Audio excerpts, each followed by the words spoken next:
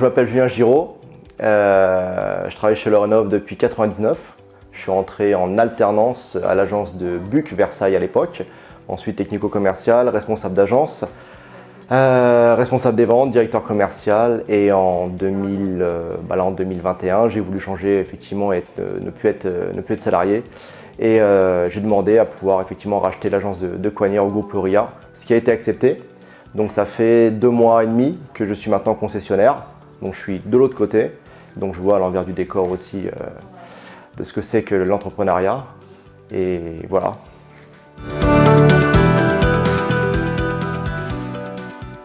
C'est vrai que ça fait quand même 20 ans que je suis dans ce métier-là, j'ai fait tous les postes. À un moment donné, il y a aussi une forme de lassitude qui peut s'inscrire aussi. On arrive aussi à 40 ans, je pense qu'il y a des questions qu'on se pose, 30, 40, 50. J'ai toujours voulu, je pense, au fond de moi, être salarié, et j'ai eu l'opportunité de le faire avec Lerenov. C'est vrai que mes anciens aussi responsables comme Fernando Santos, j'ai vu Nicolas Gourski et d'autres monter leur concession, ils s'en sortent très bien, donc il n'y a pas de raison que je m'en sorte, voilà, je vais m'en sortir comme eux également. Voilà, et puis maintenant c'est vrai que je suis mon propre patron, je n'ai plus personne au-dessus. Voilà, et c'est vrai que je suis maître de ce que je peux faire, et maintenant c'est ma boutique, voilà, je veux dire, je fais ce que je veux, bien sûr dans le cadre du concept Lerenov.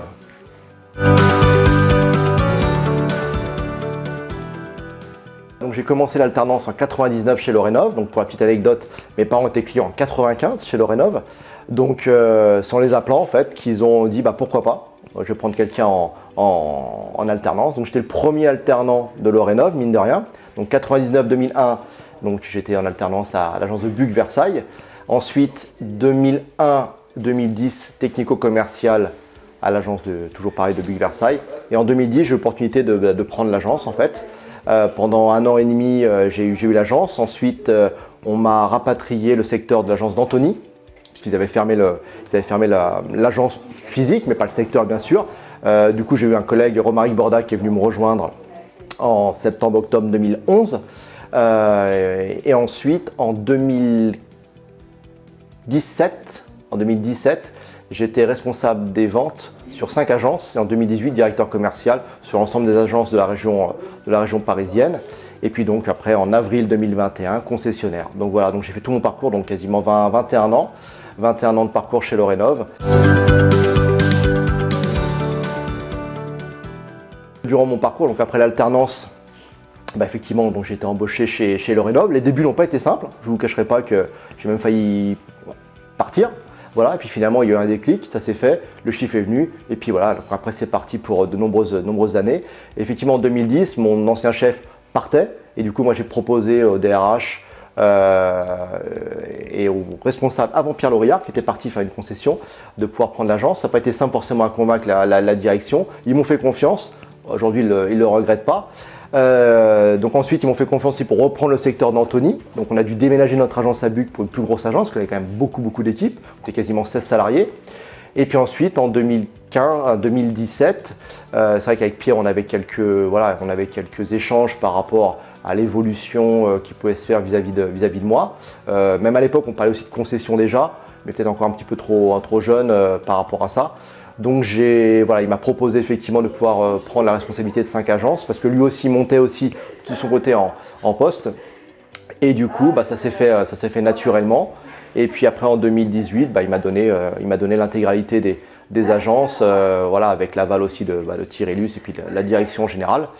Et puis voilà comment ça s'est fait. Une chose sur laquelle je suis effectivement très fier, c'est que moi j'ai travaillé avec quasiment 5 commerciaux à un moment donné, plus un alternant, parce que j'ai aussi voulu renvoyer la balle à un alternant, et sur mes 5 commerciaux, 4 aujourd'hui sont responsables d'agence. Donc ça c'est quand même très important. Il y a Sergio de Arrojo qui est à Antony, Barthélémy Dacosta qui était aussi à Antony mais qui est parti sur Paris Sud, l'agence d'Ivry-sur-Seine. J'ai Emmanuel Bouclet qui a évolué il n'y a pas longtemps sur Versailles, et j'ai Loïc Mallet aussi qui a été le premier qui a évolué sur l'agence d'Herblay. Donc voilà, c'est vrai qu'il y a quand même des choses importantes par rapport à ça, et c'est vrai que quand vous avez quand même 4 commerciaux sur 5 qui ont évolué, c'est un plaisir aussi en tant que manager. Aujourd'hui, il y a vraiment une volonté de faire évoluer les gens. C'est vrai qu'avant, c'était moins évident, parce que c'est vrai que les technico-commerciaux, chez nous, restent très longtemps en technico, mine de rien. 10, 15, 20 ans, certains sont à la retraite. Et je pense qu'aujourd'hui, depuis plusieurs années, on a compris qu'il fallait vraiment prendre en interne, embaucher des alternants, prendre de l'extérieur aussi, parce qu'il faut aussi apporter du sang neuf de l'extérieur, et faire évoluer des commerciaux vers des postes de responsable d'agence, voire le concessionnaire derrière, et aussi des poseurs, là je m'adresse aussi aux poseurs, qui puissent venir aussi voir le métier de commercial, évoluer, et ça fait effectivement derrière, comme Fernando Santos, hein, c'était un ancien poseur, ensuite technico-commercial, responsable de Versailles, ça a été mon chef, coucou Fernand, et il est parti concessionnaire avec son fils aussi Camelin.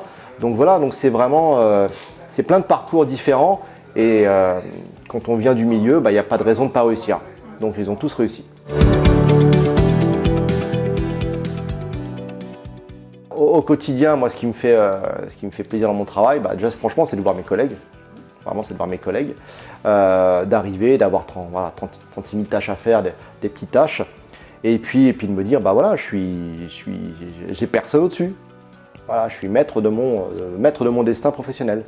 Donc effectivement, avoir un magasin, c'est aussi préparer son futur, hein, préparer sa retraite, préparer la revente dans 15-20 ans. Qui on mettra pour reprendre le magasin? Est-ce que c'est quelqu'un de l'extérieur, quelqu'un en interne, un accompagnement derrière? Donc voilà, moi c'est ma retraite, plus tard. Et puis j'ai envie de laisser quelque chose vraiment à mes enfants, ça c'est sûr et certain. Et puis d'être fier aussi pour eux. Voilà. Ça c'est important aussi, c'est que mes enfants, ma femme, soient fiers de moi, de ma réussite, et qu'aussi mes salariés aussi soient dans de bonnes conditions de travail et veulent rester avec moi le plus longtemps possible. Ça aussi c'est important pour moi.